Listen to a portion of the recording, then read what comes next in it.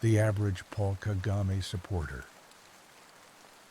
How Rwanda learned to clap in unison. Written by Gabriel Ndayishimiye. Civilization is just loneliness with curtains. Part 1, Scene 3. I didn't go back to my apartment right away. No, I didn't go back. How could I after that? After her voice, light, thoughtless, probably already forgotten by her, brushed against me like a feather dipped in acid. "Nice evening," she said, as if evenings have ever been nice, as if I could simply agree, smile, and carry on like a functioning vertebrate. I nodded, of course. I'm not a monster. But the nausea hit me before I reached the landing. What was I supposed to do? Enter my room with her voice still hanging on me like a borrowed coat I didn't ask for? Number I walked. I drifted.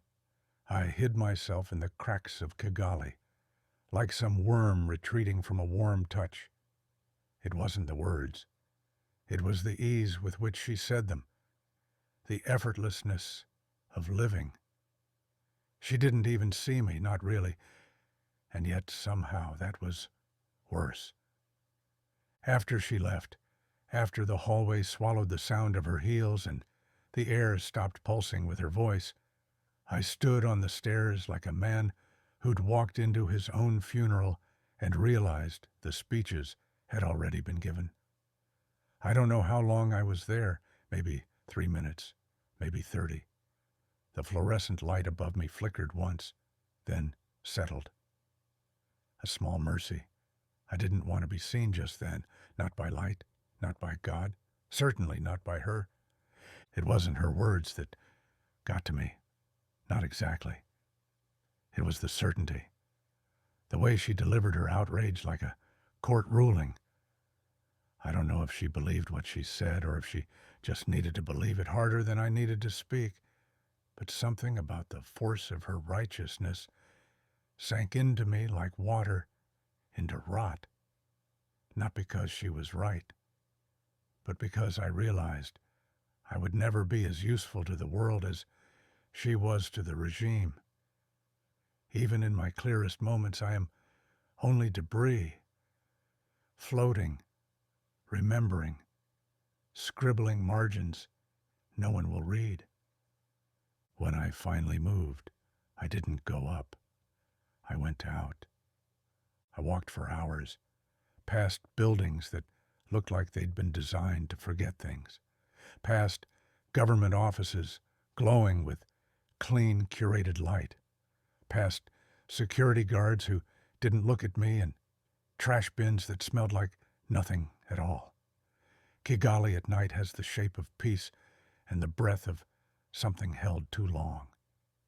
There's a stillness here that chokes the observant. The cars glide, the lampposts gleam, and underneath it all, a kind of hum, barely perceptible but constant, like the electricity of a lie kept alive by sheer discipline. I thought about her the whole way, not her face, but her reaction, her transformation, the shift from polite neighbor to spokesperson, from human to institution. She didn't even need a uniform. It was already in her. Every syllable was from the training manual they never print, the one we all absorb through repetition. She didn't hesitate because she knew what the country expected her to say. And I gave it to her. I walked into her performance and played the fool. By the time I returned home, the light in her apartment was still on. I paused outside her door, not to listen. There was nothing to hear, but just to exist beside her for a moment longer.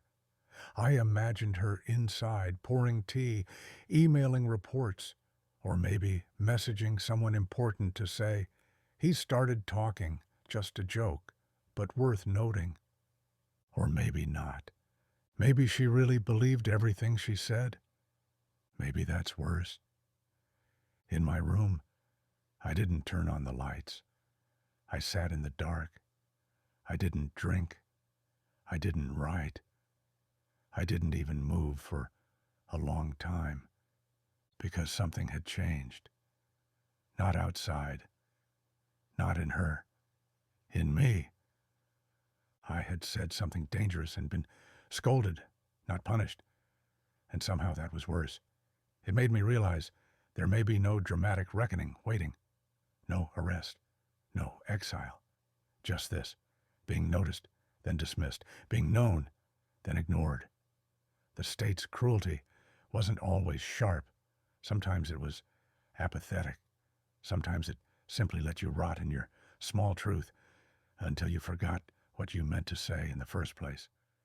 I wanted to write again, but I didn't. I didn't have the energy to craft another sentence no one would read. Not tonight. Not after her voice had seeped into my thoughts, hardening like concrete in my lungs. What if she was right? What if I wasn't brave? What if I was just bitter? What if everything I'd written wasn't resistance but performance? A quieter, sadder kind of vanity. What if my rebellion was only real to me?